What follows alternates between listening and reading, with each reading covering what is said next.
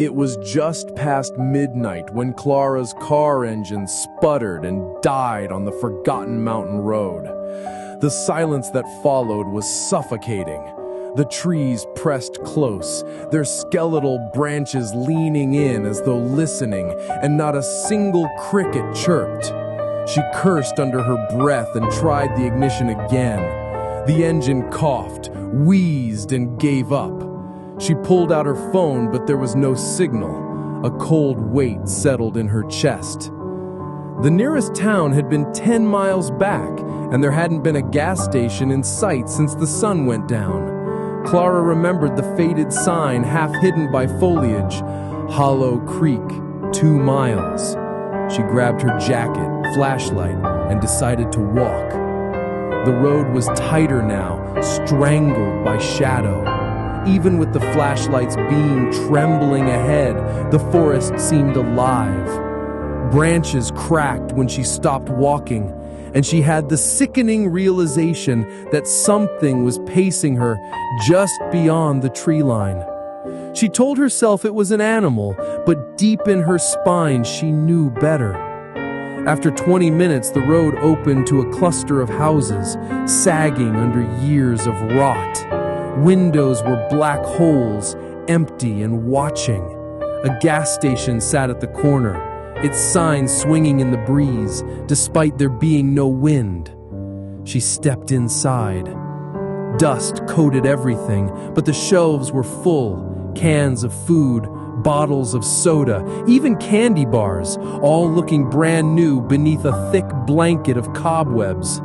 She exhaled shakily, and that was when she saw it. A figure in the corner, hunched, face turned away.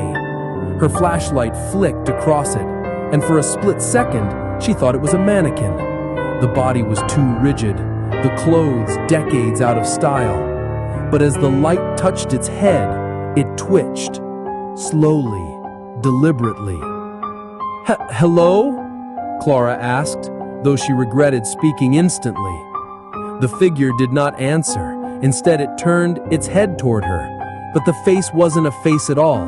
It was hollow, a gaping cavity, smooth and rotting with darkness. Clara dropped her flashlight. When she snatched it back up, the figure was gone. She bolted from the gas station into the hollow town, heart thrashing. Every window now seemed to hold something watching her. Faint silhouettes pressed against glass, too still to be human. And then she realized the terrible truth. Every one of those figures had no faces. Clara ran. She didn't know where, only away. Her foot caught on something and she slammed to the ground.